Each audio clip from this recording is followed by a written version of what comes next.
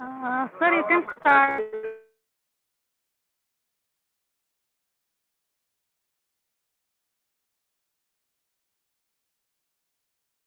Hello. Okay, we'll start now. Okay. So good evening to all of you. Just like as usual, we'll start with a short case first, two short cases.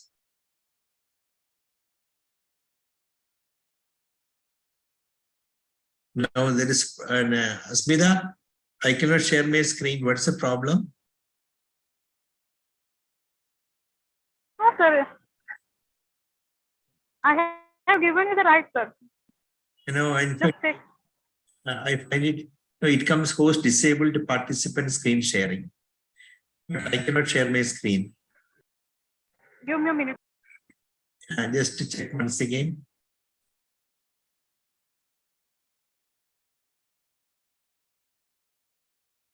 Now it's okay. Sir, try. Yeah, now it's okay. Now it's okay. Okay, now it's okay. Fine.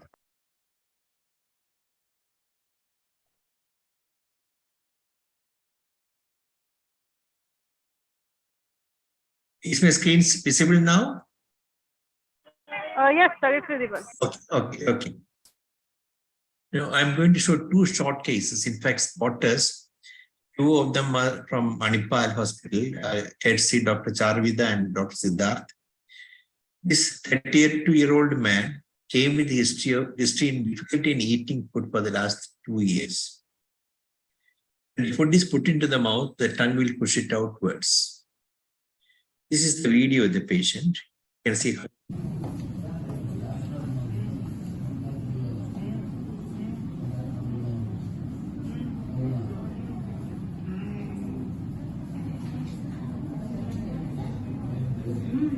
Patient is left to put the food inside.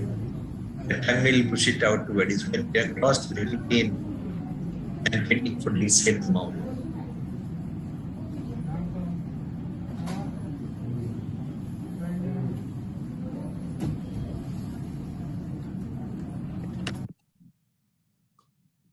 You want to see the video once again?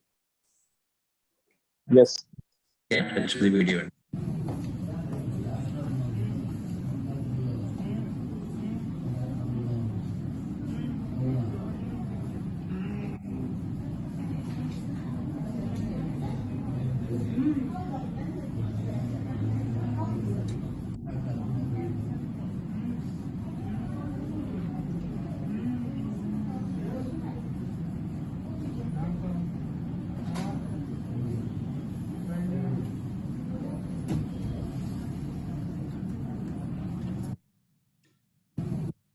Okay, what is the diagnosis of this patient? Neurocondocytosis. Yeah. This is classical feeding dystonia, where the patient's got tremendous difficulty in feeding himself. When you put something in the mouth, the tongue will push it outward. Many other conditions of orofacial dyskinetic movements, like, for example, when I Meek syndrome, primary dyskinesia, and PAN2 deficiency, this thing, etc. But this type of classical thing is seen in neurocytosis. So what test will you do to confirm the diagnosis? Not genetic test, otherwise. Peripheral method. Okay, so peripheral smear. This is peripheral smear. You can see the echonocytes. Okay, so that's a spotter. Now I'll show another two cases. Again, this gets it to Dr. Charvida and Siddharth. This boy came with this very carefully. This kind of moment, this kind of moments.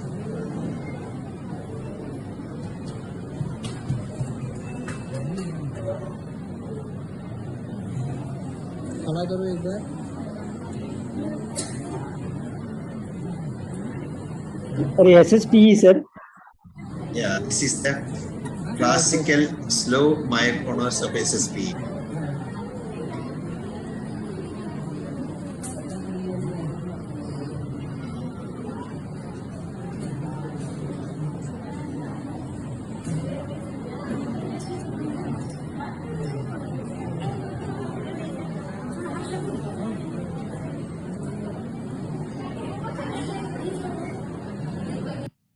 No, the characteristic feature is the slow myoclonus, which is so characteristic of SSP. In fact, the other myoclonus which can closely mimic is the facial-brachial dystonic seizure, which is also a slow myoclonus. It mimics like a SSP myoclonus. And there it is confined to the face and the limb, almost in a stereotyped fashion. Here the movements are different. This is SSP. This is another child, the same problem. You can see this.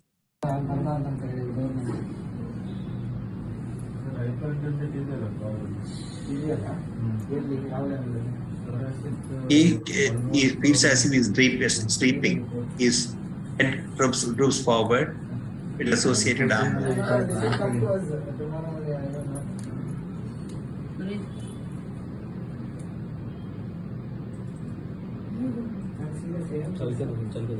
Let's move. ಸ್ವಲ್ಪ walk ಮಾಡಿ. Let's move. Turn ಮಾಡಿ.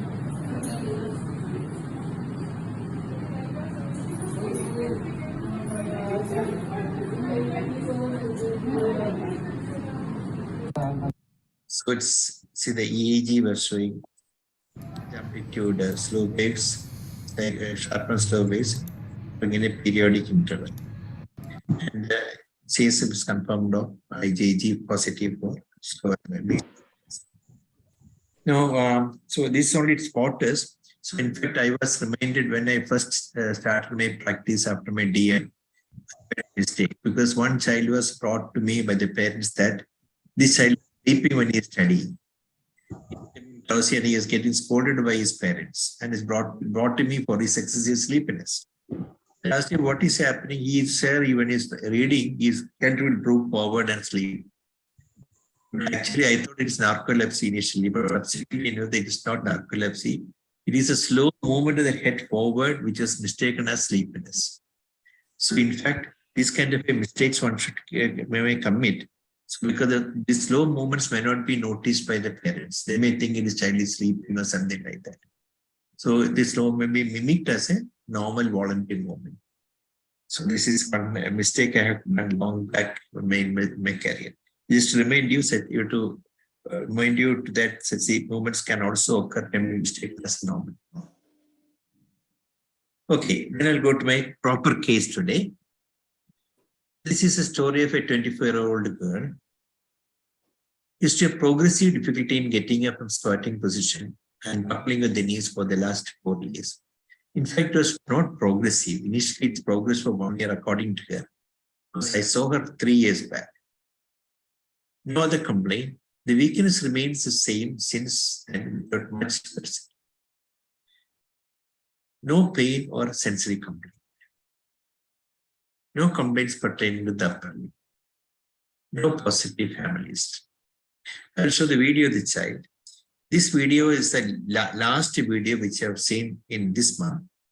I have seen this child for about 4 years, but that history also I will tell you later. And let's go to this present finding. Failures are all normal. Neck muscles normal. Stable weakness. Upper limb muscles are all normal.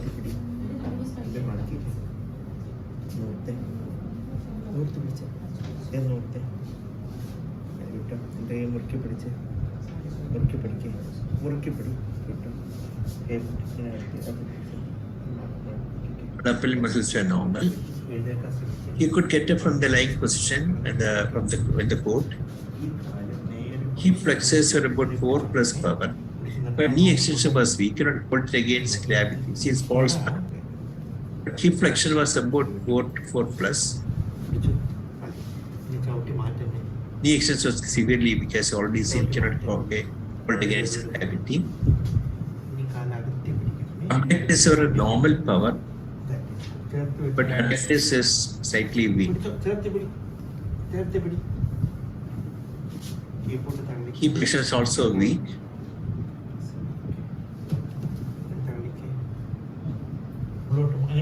Dorsiflexion is mildly weak, but 4 to 4 plus power. Anteroflexion also 4 plus power. Upper limb flexors are normally elicited.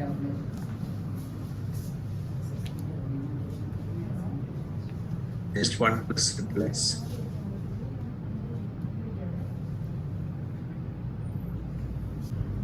Both knee and ankle jacks were absent.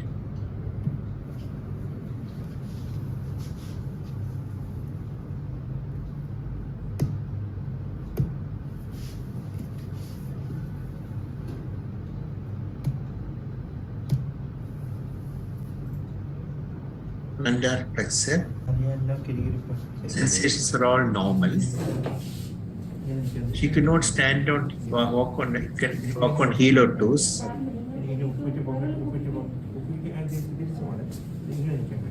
That's also not possible. I was made to sit up from the squatting position. It was difficult for her.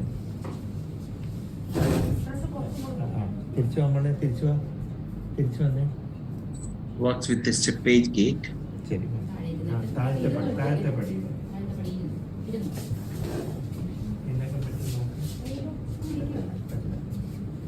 She needed support to get up and low leg stool. This is the gait of the.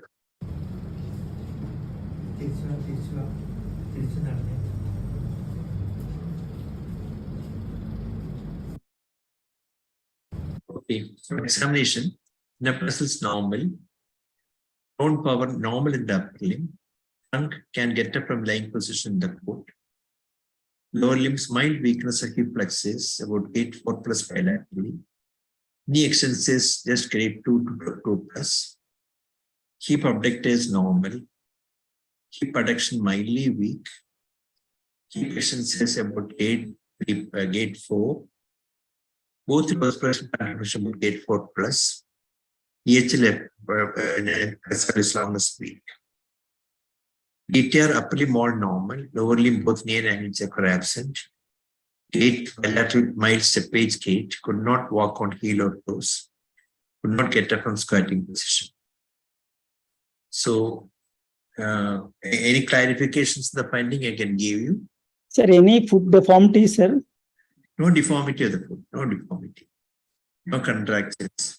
Sir, any myotonic response, sir? No myotonia, no myotonia. Sir, Beavers, sir. Beavers was negative. Possibility of HMSN, sir? Possible. But you see the HMSN, the proximal muscles were also affected. But upper limbs were not at all affected. Family history, sir. Family history. Family history is negative. Family history is negative. I told us of no other family member is affected. Bowel bladder. Normal, no. No sensory, no bowel bladder. It's a myopathy, sir. It's a limb-girdle syndrome. Some form of myopathy. Remember, it's not a limb-girdle syndrome because upper limbs are not at all affected. But neck is mildly affected, sir. So mild neck flexor. Not, in fact, we don't very sure about it because I could overcome it. But I have really a great strength. So whether it's a part of his. Sir, what you told about the extensor digitorum brevis, EDB? The EDB I did not specifically check. I did not specifically check. Extensor hallucis longus was weak. Basically, Respect of grade 4 proper along with the loss of tendon reflexes in the lower limb. Tendon of the lower limb are absent, upper limbs normal. Upper limb normal, lower limb tendon reflexes are absent. Absent. And proximal muscle are more affected in the lower limbs. Yeah, quadriceps are more affected than the lower. Maximum affected was quadriceps. And other muscles were less affected, correct. So there is a preferential involvement of the quadriceps. Very good, very good. So that tells you it's not likely to be a myopathy. So it's likely to be myopathy.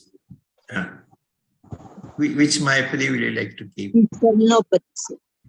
Sternopathy. Okay, right. Because often the reflexes can be explained in sternopathy. Okay, distal. But upper limb, knee jacks and quadriceps are also absent because that started first. Okay, in fact, I had seen the patient to December 2018. I'd go back to the history of this patient. At that time, remember, she had weakness of the both quadriceps and hip abductors, but knee jacks were absent even at that time, but ankle jack was present. That is about 4 years back. At that time, angle 2 plus. At that time was CPK was 10,275. EMG showed myopathic pattern. Profile was negative. So I suggested muscle biopsy, to which patient was not given. So in fact, I thought whatever treatment I can give is for inflammatory myopathy. So I thought I will put her on a trial of steroid. I think that I'm not sure what the diagnosis is. Only thing is inflammatory myopathy. This is at that time, 1 year after the onset of the illness when she came to me. So she came for follow-up after 1 month after starting steroid. She said her weakness is slightly better. Repeated CPK from 10,000 is dropped down to 3,400. This is CPK 2 twice.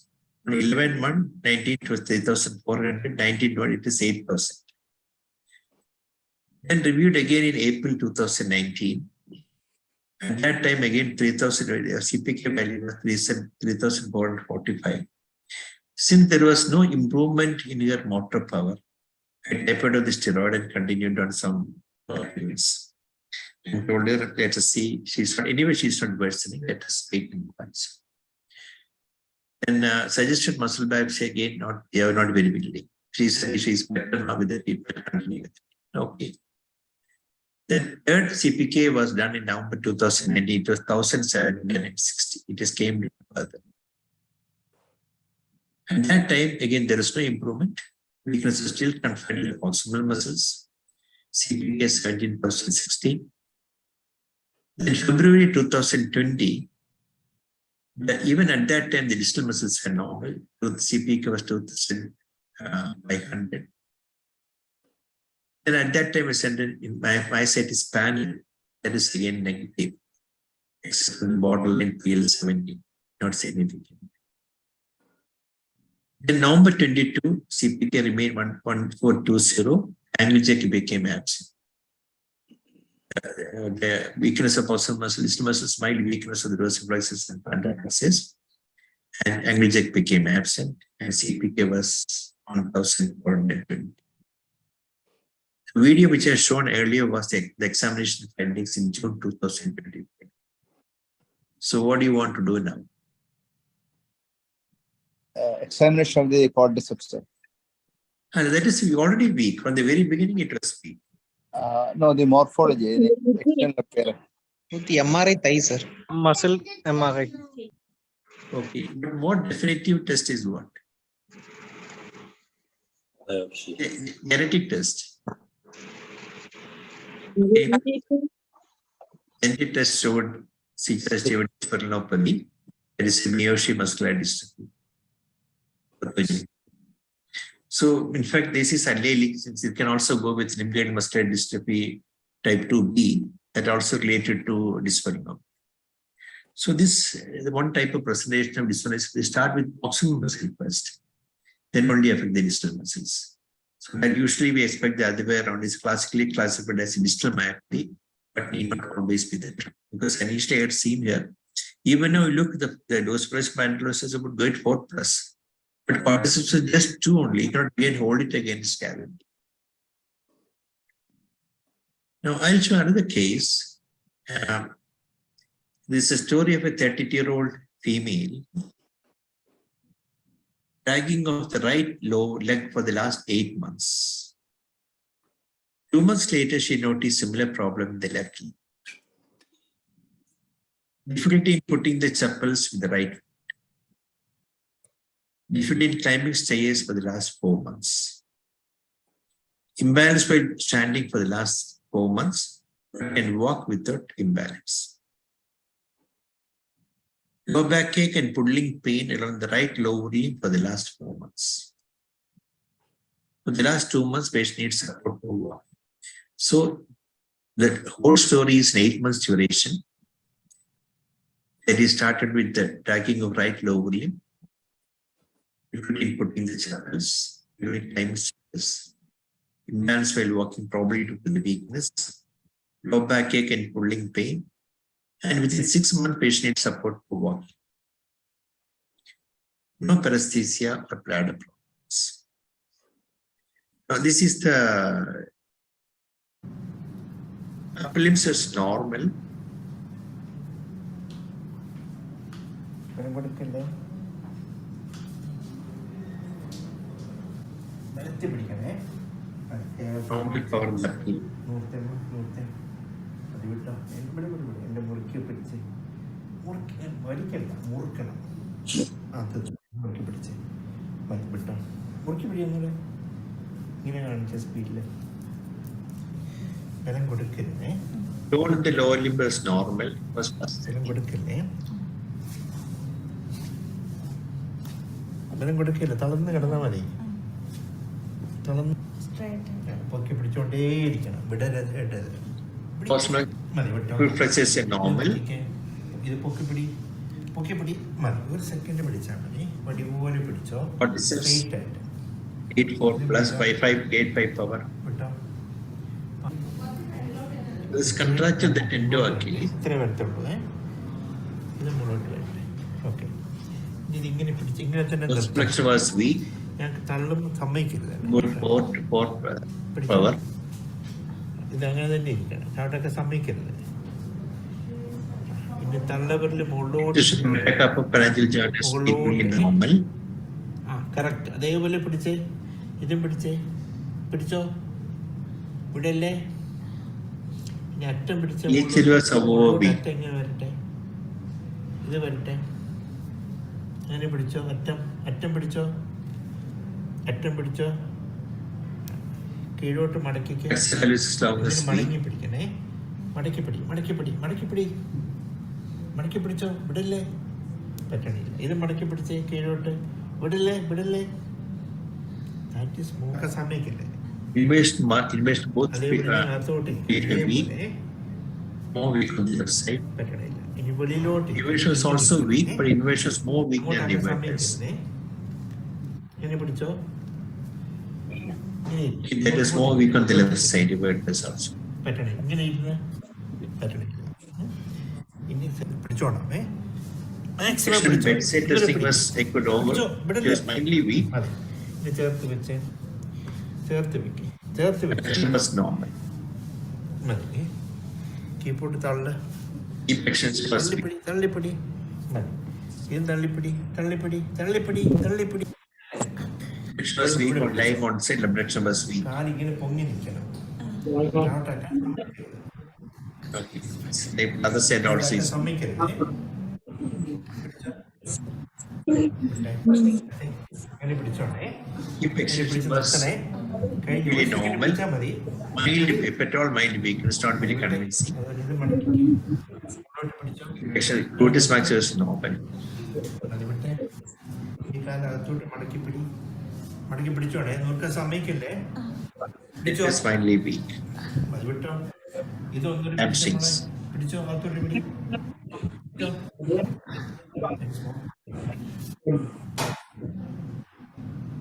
Upper limb were all normal. Slightly brisk.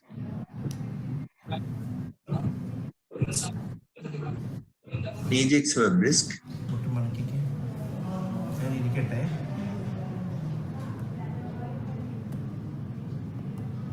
എല്ലാം കൊടുക്കല്ലേ please തളർന്ന് കിടക്കേ And knee jigs were, however, absent.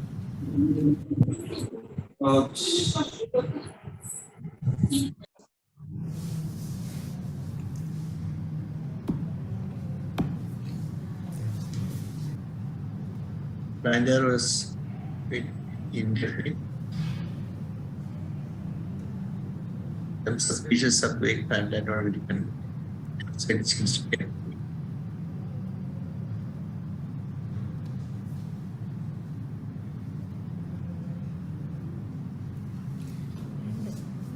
ഉറക്കെ Sensations were all normal.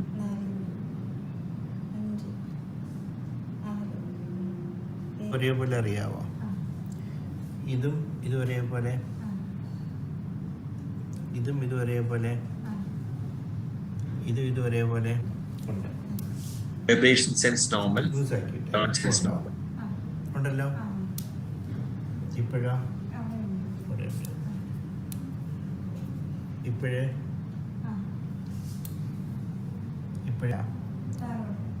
ഇപ്പോഴോ AP is normal. ഇപ്പോഴേ ഇപ്പോഴേ ഇപ്പോഴേ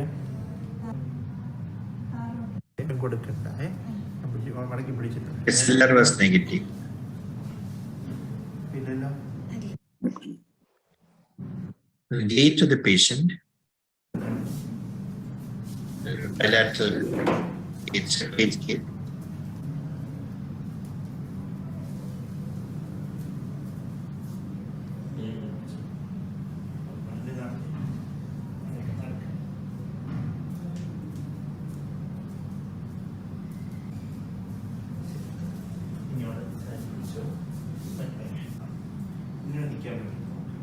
She could not stand on heel or toes.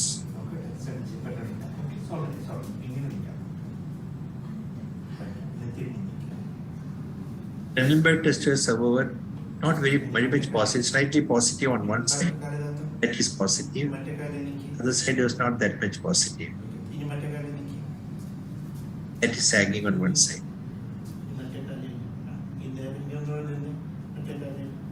That is positive. She could get one from the lowering chair, lowering the floor. She could not get that. That was the difficult to get up in the floor. ഇതിനൊക്കെ നോക്കിക്കേ ബുദ്ധിമുട്ടാ പിടിച്ചോ ഡോക്ടറെ She needs one person support. So examination, Taylor's normal, tone power normal, lower limb tone normal, male contraction of the tendo Achilles, hip flexes, hip abductors, knee extensions normal power, hip abductors, knee flexes weak, not get up from starting position, weakness dorsiflexes and plantar flexes, EHL and FHL, both inverters and reverters weak bilateral. External metacarpal joint, big toe, upper normal. DTR normal the upper limb, eject normal of disc, and eject absent, abdomen plus normal, sensation normal, under independent, or plantar going on the left side, SLR negative.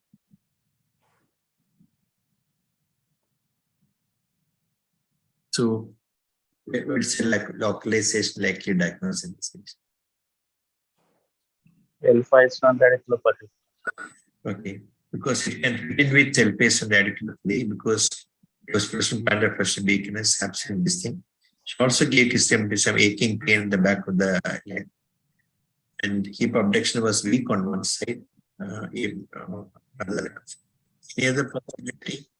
Sir, she has contractures of the ankles. So most likely it's a element syndrome like a myopathic involvement. Contraction can occur anything, can occur anti-consult, everything can produce contraction alongside weakness. Because there is some there is a involvement in the abductors and extensors in addition. The knee hip flexors and extensor are normal, but the adductors, extensor and abductors are weak. Hip. And the knee flexors and extensors are also weak. Knee extensors are normal. Knee flexors are weak. But everything put together, most likely it's a diffuse process, something like a myopathy. That would be my first consideration. But it fits in with the history and asymmetry does not suggest myopathy. Asymmetry is there. Symmetrical weakness can occur in myopathy because, for example, viewership or for that matter, which is muscular dystrophy, this actinopathy can produce asymmetrical weakness. But the history is short now, so 8 months. Only 8 months. 8 months. Only 8 months. But it's progressing, and to have without any sensory involvement, to have this sort of. There is no sensory involvement. Absolutely no sensory. So the nerve or roots are rather unlikely, or even the plexus seems to be unlikely. So either is a muscle disease or something like that, something like a mineural or muscle disease would be very unusual for a minor junction disease. Yeah, very unlikely. But the secondly, the angle jacks are absent. So I think injection one should not consider because of these 2 points. Secondly, the sensory loss need not be, sensory involvement need not be there in all radiculopathy. Because, for example, then if you look at the cauda equina, the motor roots and sensory roots are separate. Sometimes there may be preferential involvement in the motor roots alone, sparing the sensation. I distinctly remember one case where it was thought to be having a monomelic ametrophy of the lower limb, so-called wasted leg syndrome, long-standing wasting of one limb, no sensory. Everyone is branding it as the so-called wasted leg syndrome or monomelic ametrophy of the leg. He had a meningioma of the cauda. It was a pure motor. So that thing is not against. If the pattern is in the distribution of the root, the weakness is in the distribution of the root, always we have to rule out the radiculum, where the sensory is present or not. So always should be dictated. If the pattern should fit in with the root. If it is patchy like a previous case, or only selective muscle groups are involved, there the cortisols are affected, adductors normal. That kind of a pattern we should think of it. Okay. Here, L5S1 is the maximum Brent, isn't it? Sir? Correct. Maximum affection is the L5S1 distribution. So, cauda equina. We ruled out. Okay.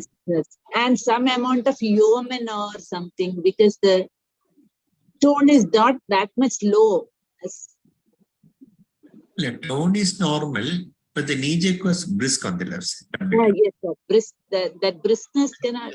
So some amount of something like the code with the cauda equina, some human involvement to the plantar was also occasionally upgoing on the left side. Yes, sir. So mixed kind of. So it's a cauda equina. Cauda equina, yes, yes. Okay. See, okay, let us see. And one doubt, sir. Yeah. This contracture, suppose in this case, contracture is there. What does that mean actually? Contracture means only long-standing weakness. The muscle can go into contraction in disease. Even UMN lesion can produce LMN lesion also. So that is not a thing to differentiate truly from, for example, if you take a spastic paraplegia, we can have contractions. And LMN lesion of any kind can also produce contraction. So whether UMN or LMN, any weakness can produce long-standing. Long-standing can produce. Okay, sir.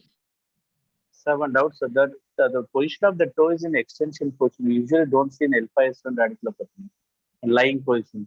It's such a foot drop. Yeah. In this video, we can see the toe is in extension position at rest.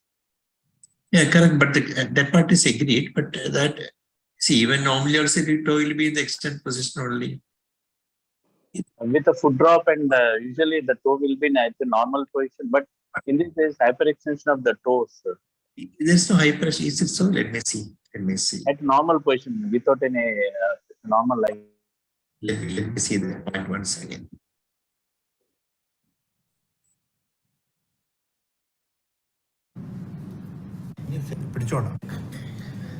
I'll hold it there. Yes, wait a minute.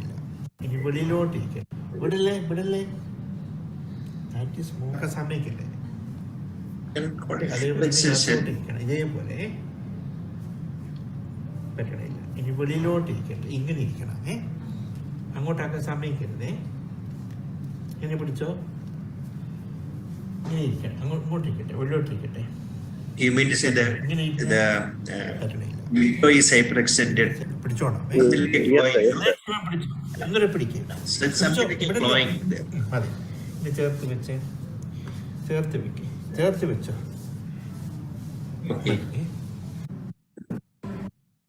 Okay. Any other thoughts? ഇങ്ങനെ തന്നെ നിർത്തണം. ഞങ്ങൾക്ക് തള്ളും സമ്മതിക്കരുത്. Look at it very carefully. Those flexion is significantly weak. ഇത് അങ്ങനെ തന്നെ ഇരിക്കണം. ചാട്ടൊക്കെ സമ്മതിക്കരുത്. പിന്നെ തള്ളവരിൽ മുകളിലോട്ട് പിടിക്കണം. The extension of the big toe and the metacarpal joint is normal.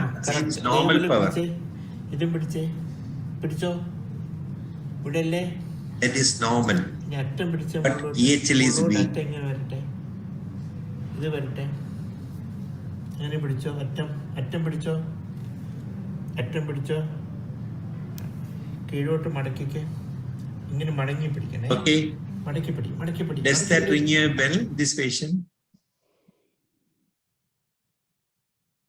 Cortical. No. We see the Myopathy. myopathy.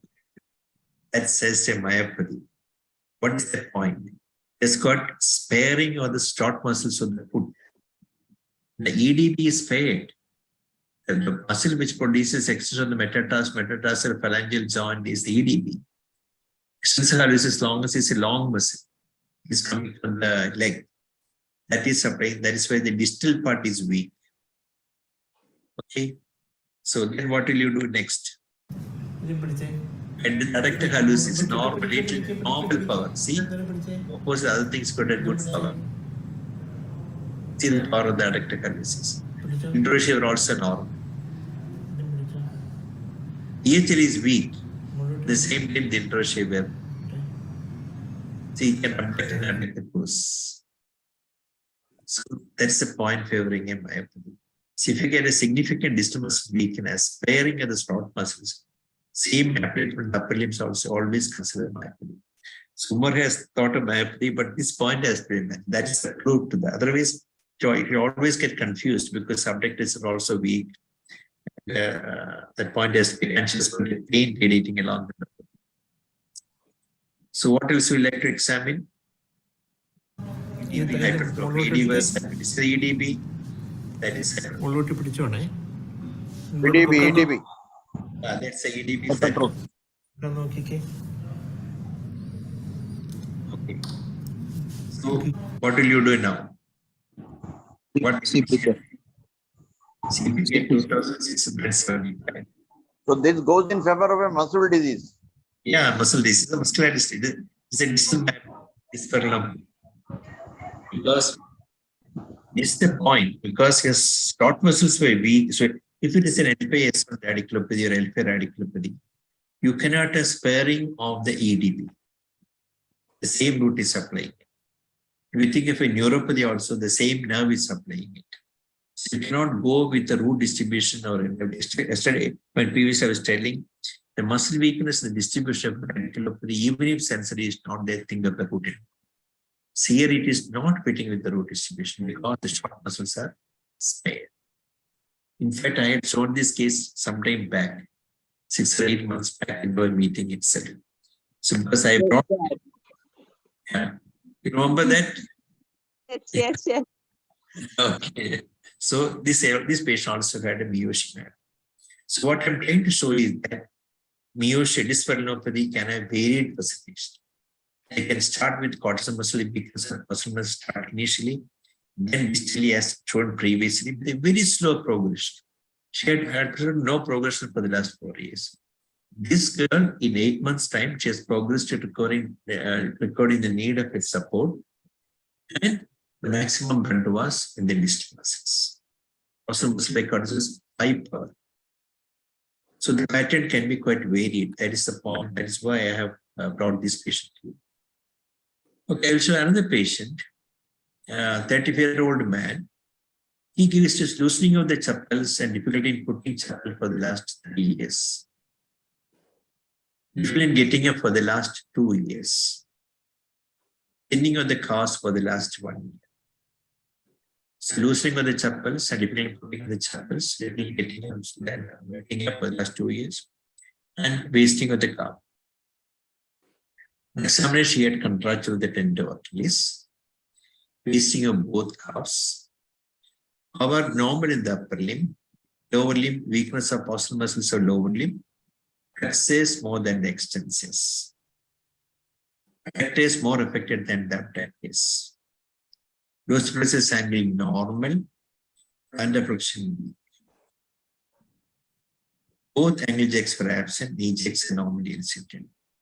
So look at this. I'll show the finding once again. Contracture tender Achilles, wasting of the calf. Power normal in the upper limb, weakness of postural muscle lower limb, flexes more than the extensors, adductors more than the abductors. In the feet, plantar flexures are affected, those flexes were normal. So look at the person, you can see the ankle touching, the heel touching. That means it's got a contracture of the both tendons. And difficulty to get up from sitting position. Need support to get up.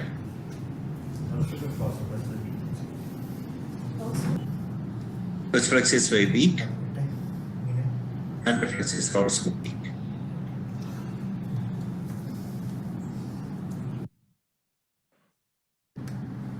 So what is your diagnosis?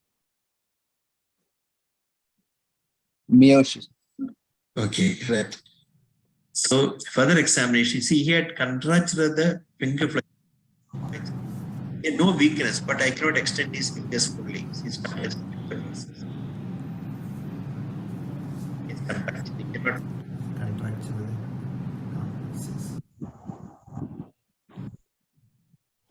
So, and you look at the diamond,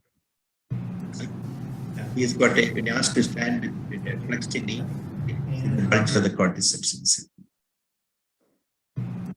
So diamond cup CPK was 1060 is also disturbed. So the presentation can be quite varied. This patient had distal and proximal almost equally, but doses was totally spared, plantar fascias were affected. The previous patient had dose and plantar fascia both very weak, and he had contracture of the long fungal flexus of the upper lips. So this also another presentation is. So the idea of bringing this case only to show the varied phenotypical expression of this one. So any questions?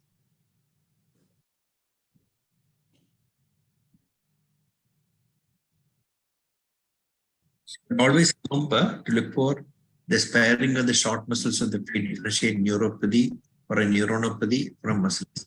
In neuropathy and neuronopathies, that will be affected. Why there is a contracture of the upper limb in this case, sir? No, that means upper limbs are also, muscles are also affected to some extent. Why the muscle has gone to contracture really, we don't know. That is one phenomena seen in myopathy. Even without weakness, muscle going to contracture. For example, if you look at the, say, Duchenne muscular dystrophy, the first thing is that they notice maybe the child is walking on toes. Murray drips. It's also contracture is very prominent. The muscle fibers are replaced by fibrous tissue, but it's contracture. So unless and until more than 50% muscle is become affected, you won't get weakness. But even to 20% muscle is producing fibrosis will produce contraction. Power may be normal, muscle can have contraction.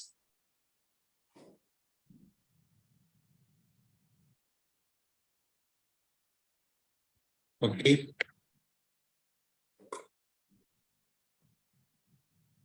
Sir, are these sporadic or familial in this case? Sir? Which one? This Meiosis and this dysparallelopathy, no family strain. None of these patients had families. See, but they are genetically mediated. Naturally, families can be there, may not be there, may not be there. Okay.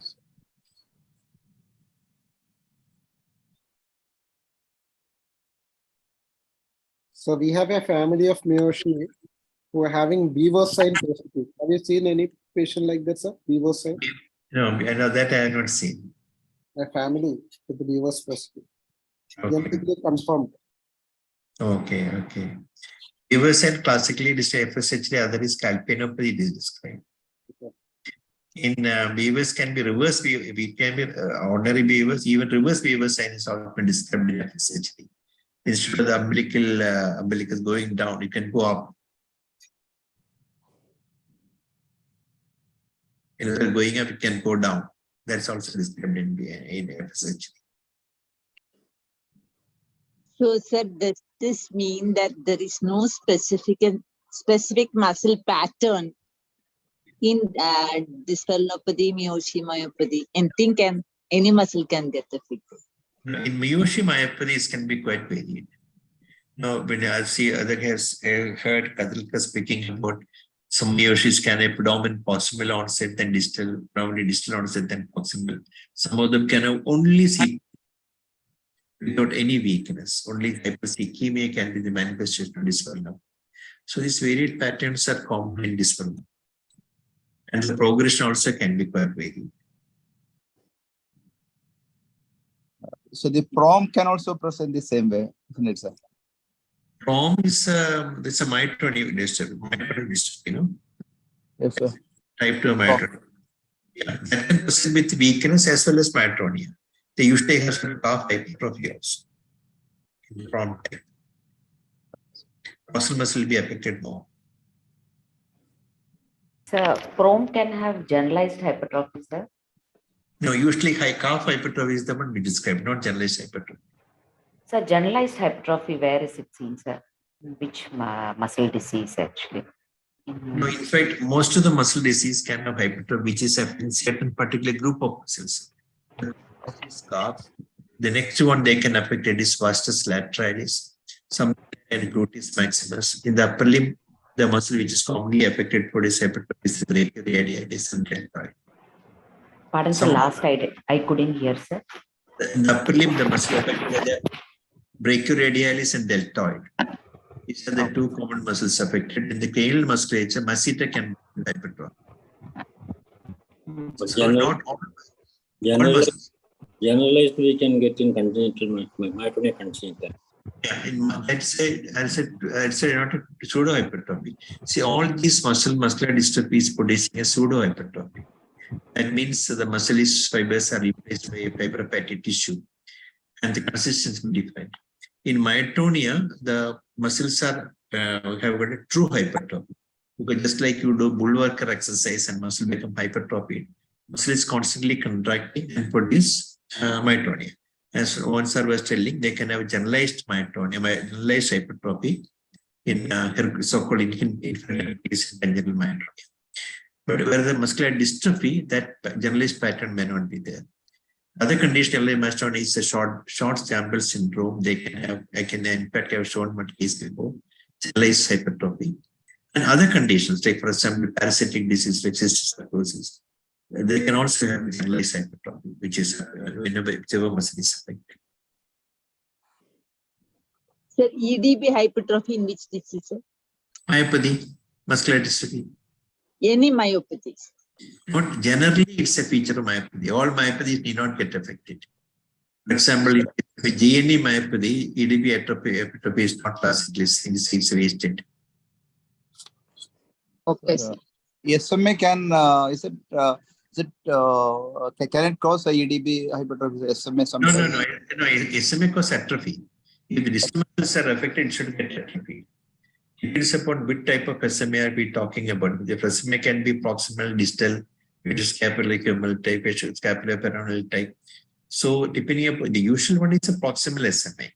That hypertrophy is preserved, may not be affected. The distal SMA is there, invariably it will be affected. Okay. Distal SMA and hereditary motor neuropathy are almost the same. Hereditary motor neuronopathy. So basically, PROM2 produces this calf muscle hypertrophy only. Yes, yeah. Not generalized hypertrophy. Not generalized hypertrophy.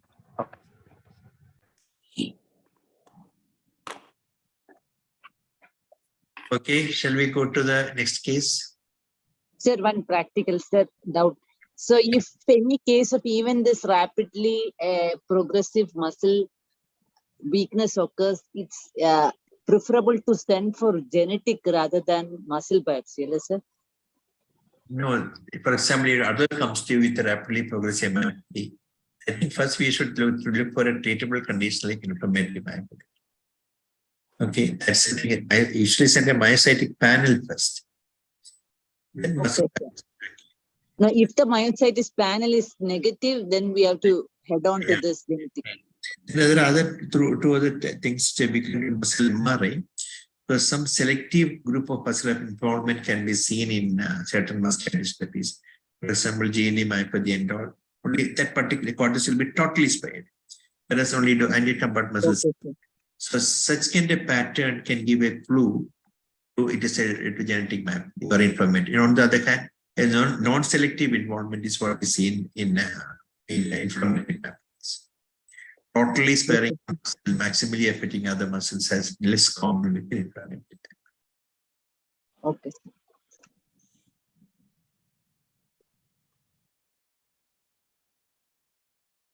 So this child, when I initially came, only 1 year duration, high CPK, only confined to the possible muscle lower limb.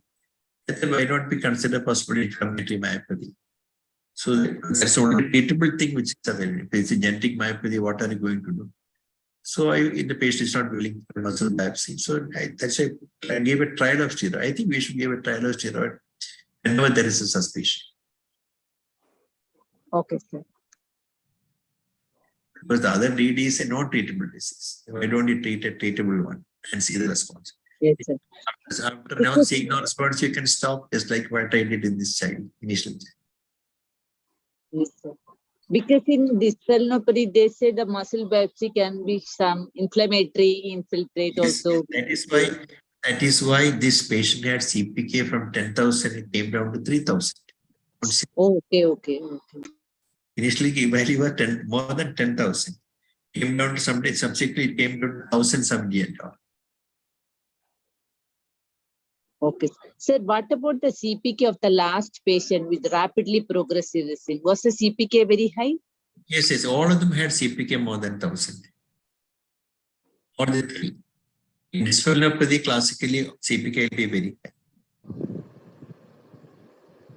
So this myositis panel is for polymyositis. If it is negative, does that rule out polymyositis?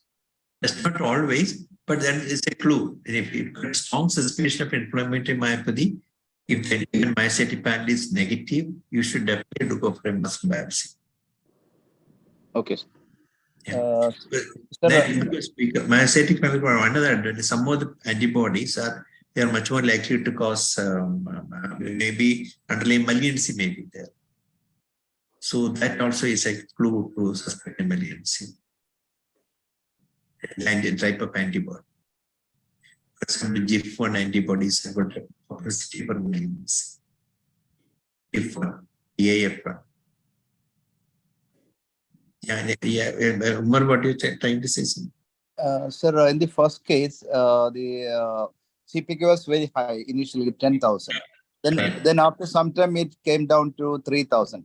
Is it a signal of improvement or is a worsening of the myopathy? No, it did. Because the CPK became normal, it decreased. So naturally, we thought that patient is improving. No, naturally we consider. Actually, it says steroid has produced that inflammatory changes has improved. CPK has improved. But ultimately, it's not a real improvement. This child also, she said initially mild improvement. Subsequently, I did not find any objective to say improvement so far. Otherwise, if you had shown improvement, I would have continued. Sir, my question is how long or how many years would it take to the CPK come down to normal? I mean, in a progressive myopathic patient. For some inflammatory myopathy you're talking about. No, I mean this sort of dysplaiopathy or dysplaiopathy, steroid may not produce an improvement. No, sir. My question not about the steroids. Sometimes, if you follow up these cases, and what is the natural progression that the CPK is coming down to normal? No, CPK will not become normal. It will remain elevated. And it can remain elevated all the time. But the value may fluctuate depending upon whether the patient is associated with fever, excited or not. But this thing will influence the CPK value, but always it will be elevated. Because underlying disease process is there, smoldering, not improving.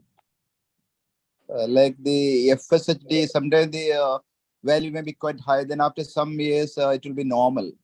Yeah, no, in the FSHD, usually CPK is not very high, borderline elevated. And moreover, in FSHD also there is inflammatory component with that in FSHD.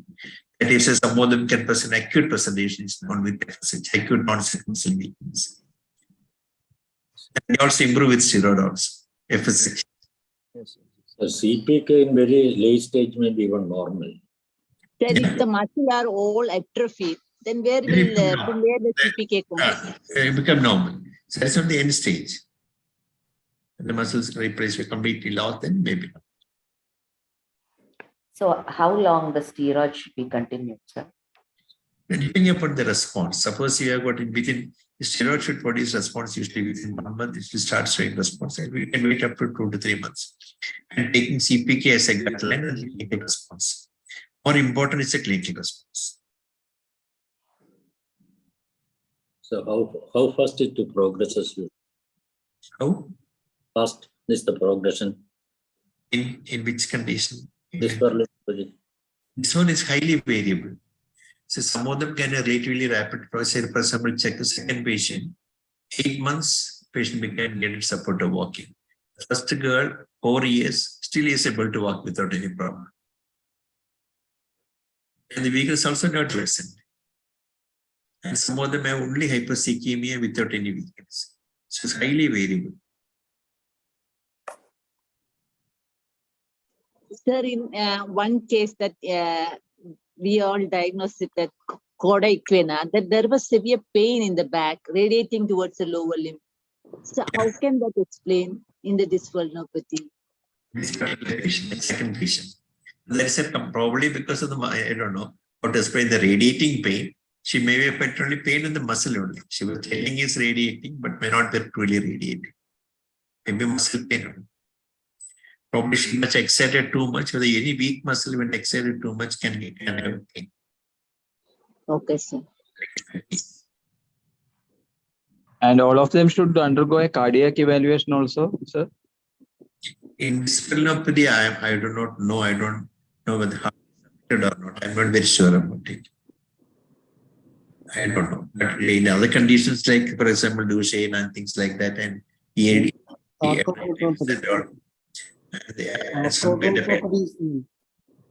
sarcoglycanopathies and LGMD type, you should undergo that.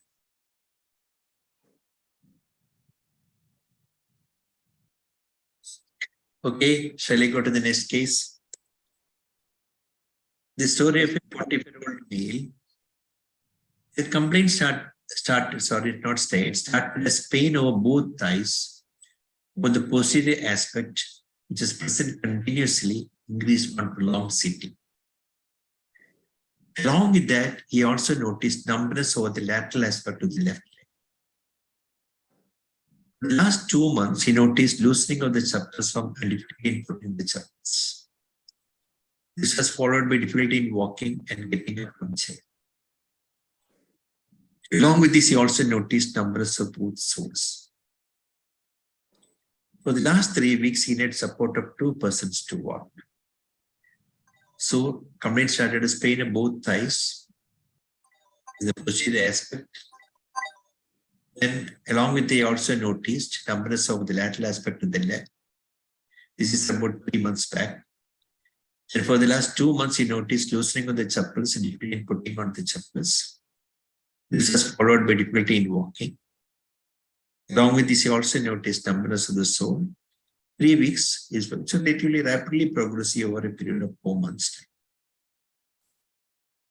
No upper limb complaints, no bladder problems. He was a recently detected diabetic. So this is the video. This is also from Monday. Upper limbs were normal, tailors were normal. The lower limb, yes, there is no weakness of abdominal muscles, no beaver sign.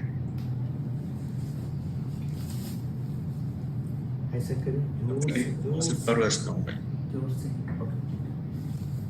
The lower limb had wasting of the anterolateral compartment producing a shapered tibia, like tibia. The cortex was also wasted. Placidity of both lower limb. Inflection was weak. About 4.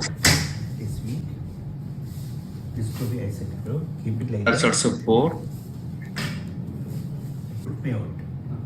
The extension is weak, about 3 plus.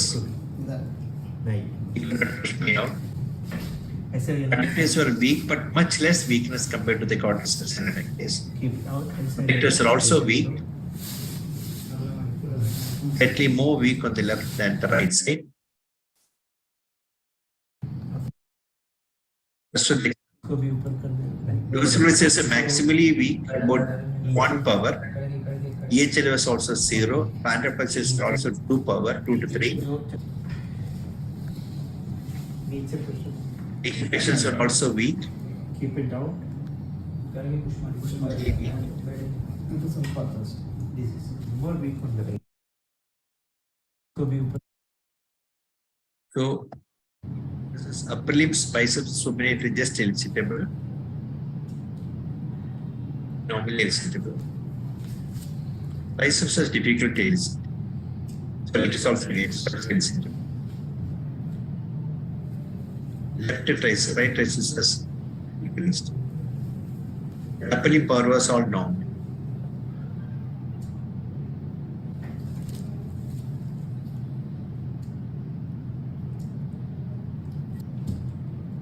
Flexion was absent. Abdominal press was intact. Both knee jacks and ankle jacks were absent. हाथ को ऐसे करो, जोर से tight करो. Ankle jacks are absent.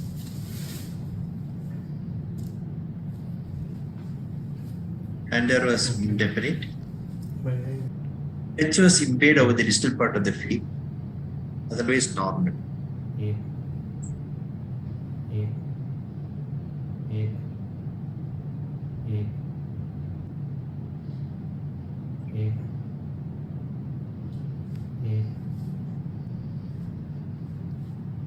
Occasionally missed the distal part.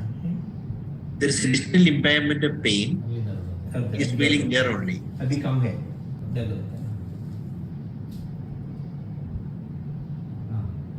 There he is able to feel the pain.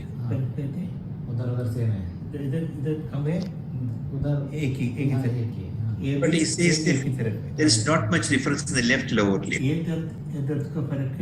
He is impaired on the lateral aspect of the. On the lateral aspect, it is decreased. It's eliminated. That's increased. Vibrations often seen but absent of the toes. It's not there.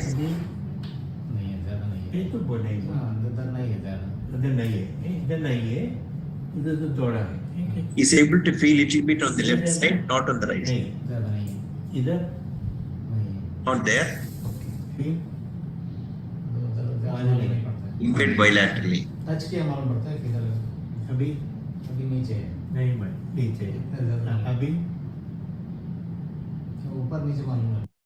Is able to not able to then he's got pain on stretching, he's got pain in the back of the thigh.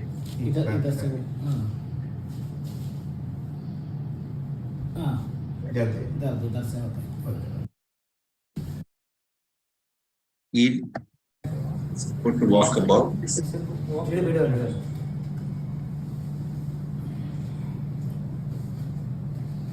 Bilateral frail foot. Relieving him, it's come down because of the weakness of the posture. So, an examination, listing of both thigh and anterior compartment muscles, weakness of all small muscles of both lower limbs, maximum weakness of the both vertebrae and EHM. DTR absent in both upper and lower limbs except 1+ DTR in the biceps and supinator. Sensory impaired pain of the lateral side of the left leg. In addition, distal impairment of pain and JPS over the distal aspect of both feet. Vibration impaired in the right big toe and little toe, but normally felt on the left side. Left side is not normally felt. It's feeling on the left side, but totally not on the right foot. Some asymmetry is there. You cannot walk without support of 2 persons. SLR is possibly bilaterally. So, what do you think is the patient is having?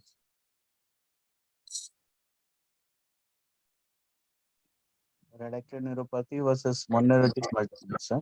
Yeah, correct. So, you can the problem with mononeuritis multiplex, you are right. But why it's only confined to the lower limb? All muscles are in the lower limb.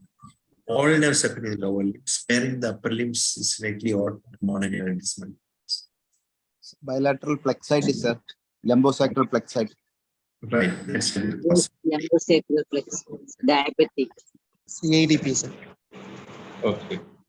L3, L4, multiple radiculopathy plus myelopathy because prolonged sitting. So there may be tethered cord also, sir. What is evidence sense in this patient? Reflection. She is also weak, and that does not mean where the pyramidal sense is there. Pressure absent, pandas are mute, sensory is not there, so sensory level. So we cannot tell myelopathy is not there. So, but in upper limb also, the DDR is diminished. What diminished, whether it's there previously, we don't know. There is significance from as far as lower limbs are concerned, the affected muscle is decreased. That means it is take it as an element rather than Diabetic CIDP. okay, but okay, CADP, that's one possibility. CADP sometimes can compare to the paraplegic type is there. Okay, what is the consensus opinion? Lumbosacral Or CADP. What is strong point against the CADP? CADP, there is a wasting, sir. Wasting is there. Cause wasting of the muscles. Cross wasting is against. Pardon? Yes, again, CADP. So that's But there may be additional, there may be a diabetic peripheral neuropathy plus a CIDP. yeah, yeah, but thigh muscles also is wasted. That is more in favor of a plexitis, bilateral plexite. So what investigation need? They came with LS spine. LS spine was taken. Studied this between L3, L4, L5 spine. This is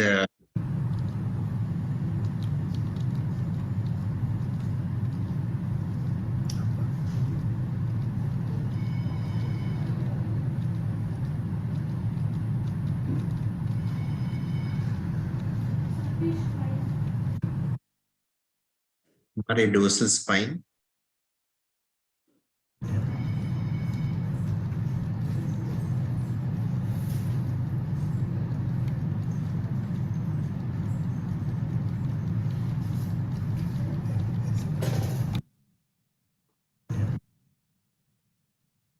So ECV, upper limbs normal.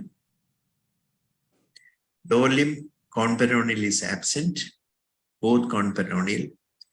Tibial cross decrease in the amplitude, femoral decrease in the amplitude.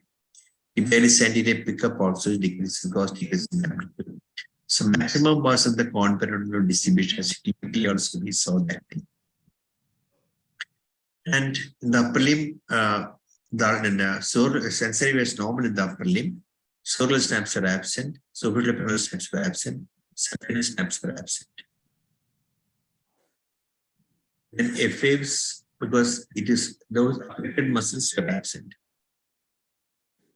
That is the conperoneal nerves are absent. People also absent, as expected, because they were not elicitable, same happened. This I will skip. So what shows axonopathy affecting the lower limb nerves? So what else you want to do? EMG, sir. EMG, any particular usefulness for EMG? CSF, sir. CSF. This will be normal. Okay, let us see. These are already the investigations were done. ANA was positive. Okay. CSF shows 2 cells. Protein was 181. Glucose 101. Diabetes. Protein was elevated. So, what is it, a CADP or is it a CADP secondary axonopathy because they elevated CSF protein or pressopathy? CADP with the secondary axonopathy, sir. because elevated protein. Sir, proximal reflex loss, sir. Yeah, that is there. That they also can affect positive distinct muscles. Sir, nerve conduction of upper limb, sir. Normal. Could it be nodopathy, sir? Yeah, but nodopathy usually they present with this kind of a presentation. But in the Amman type, there are two types of presentation. Nodopathy with reversible conduction block. That's not the presentation here. It can go on to have axonal degeneration. But they present acute. Here it is progressing over a period of 4 months. Sir, what can happen with the ganglionopathy? Pardon? What can happen with ganglionopathy?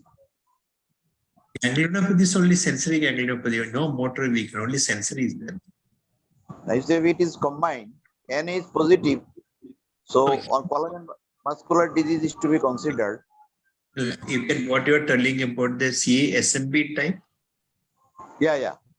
See, where the sensory and motor can be affected. That potential, the CA-SMB type, the sensory potential will be preserved.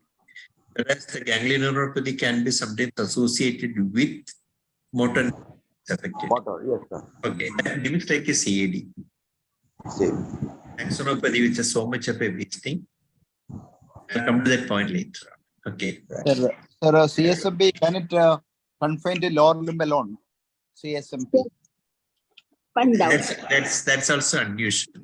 It should also affect upper limb, but sometimes it can be affect lower limb. That's possible. For example, say the ganglion neuronopathy and CASP, somebody may not be affect the upper limb, may affect later on, and it is quite patchy.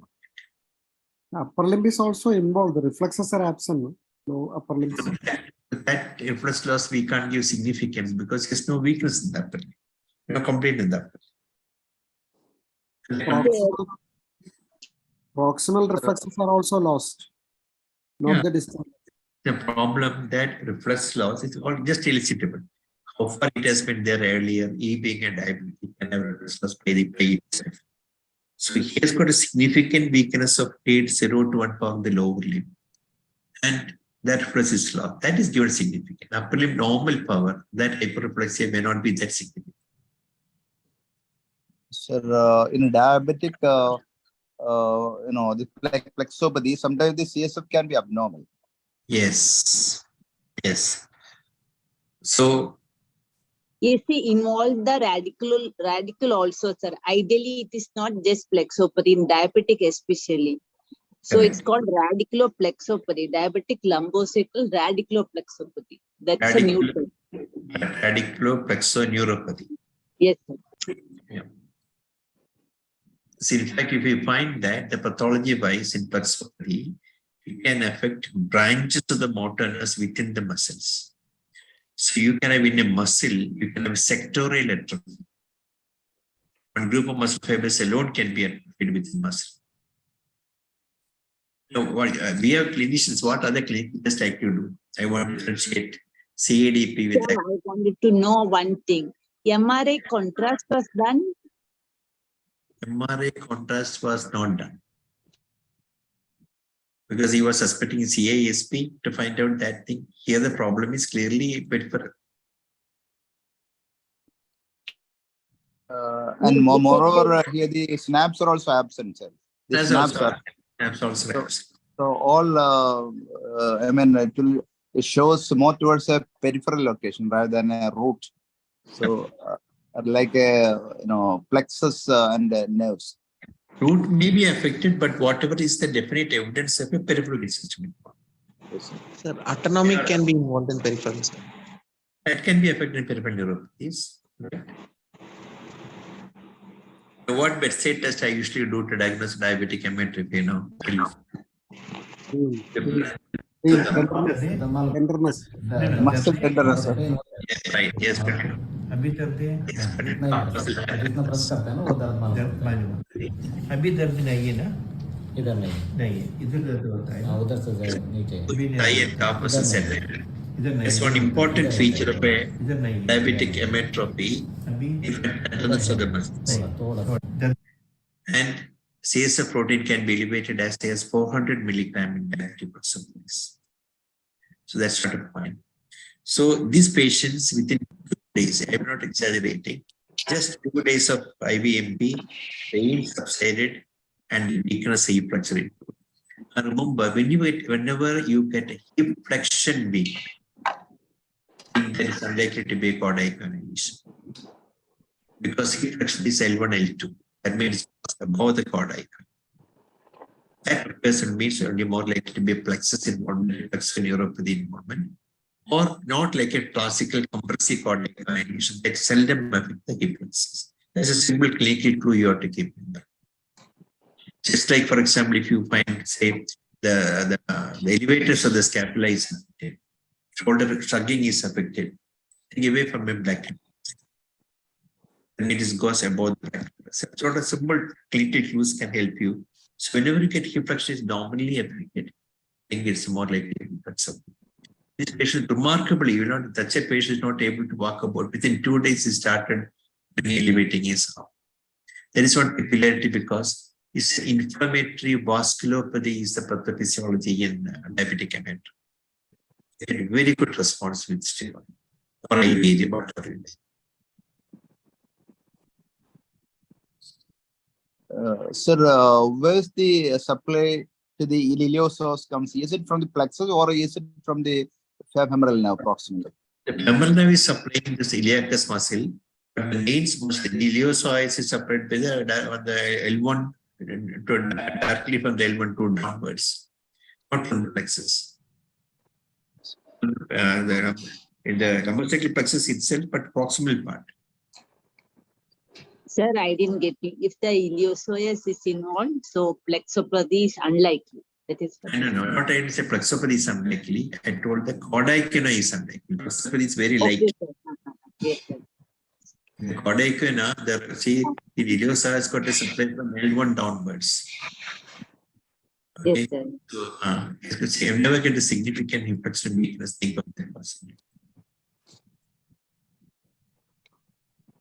Sir, you said something about shoulder shrugging if it is weak. That's Yeah.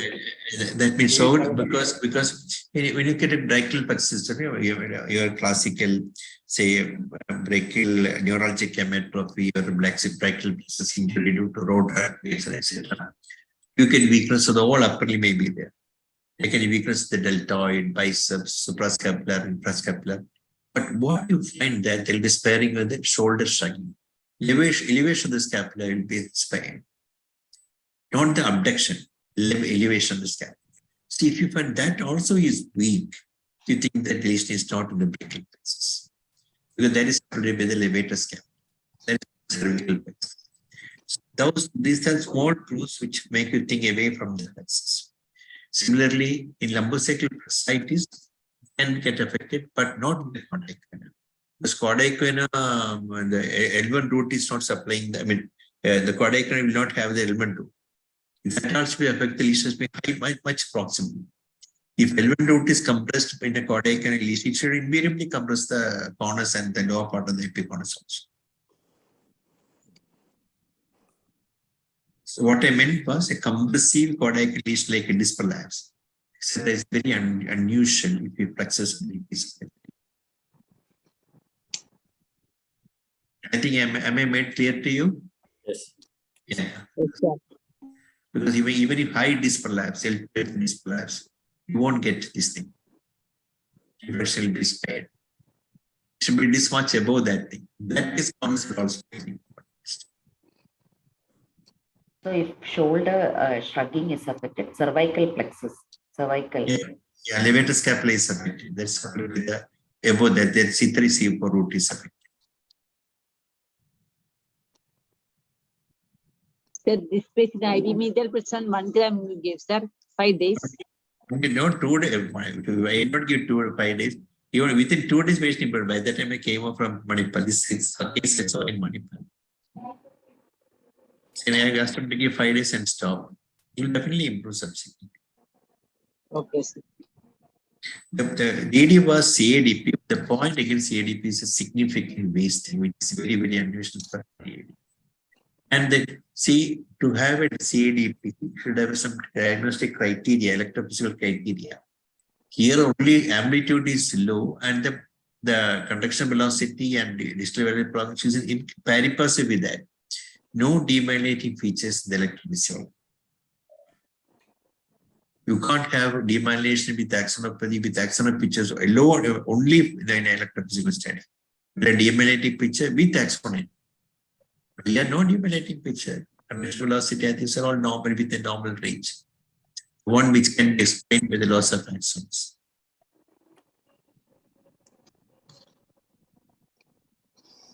Okay.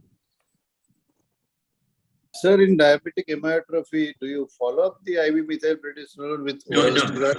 Because I'll tell you very frankly, this is my experience. So I have given only some people 3 injections of 5 injections stop. I have not continued with oral steroid for other conditions like other immunological conditions like CADP or something like that. But these people with that initial body itself, they get continued improvement. With that long-acting preparation is persisting, whatever it is continuing. Only thing is that the diabetes will go out of control. That requires a physician's supervision to control the diabetes. Thank you. Thank you. Thank you. So shall we stop? You can never shortly, sir. Okay. Sir, one doubt, sir. One doubt, sir. Always doubts are always welcome. Please. Sir, this demyelination with secondary axonopathy, how to find out, sir? That means that suppose you find low amplitude. At the same time, you get a pakka demyelination, prolonged demyelination, conduction velocity is prolonged more than 150%, or the distal latency is prolonged by more than 130%. And this is prolonged by more than 150%, distal latency is prolonged more than 150%. So, for example, if you have a demyelinating value, say 20, 25, less than 28 in the upper limb, or the lower limb, sorry, less than 28 in the lower limb, less than 30 in the upper limb. And this latency is around more than 6.6. That's a typical feature of demyelination. No axonopathy or whatever can put it, that can have a prolongation of the conduction velocity or the prolongation of the distal latency. In that condition, you find a decreased amplitude. That means that patients like to have a secondary axonopathy. In a pakka demyelination, if you got a decreased amplitude, that only means it's a conduction block. Without conduction block, you find axonal amplitude is low. In the presence of a significant slowing of conduction, that is a secondary axonopathy. Okay, sir. Thank you. In ordinary demyelination without axonopathy, the amplitude can be low, but you have dispersed potential. The decreased amplitude is spurious in view of the dispersion of the potential. The area will be relatively normal. The area is also decreased, that means it's That area under the curve, that is more. Okay. That's more important because actually the amplitude is not affected. Only it is dispersed, the amplitude. Yes.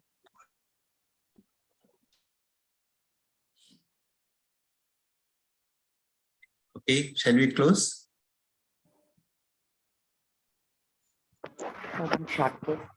Okay. See you next week.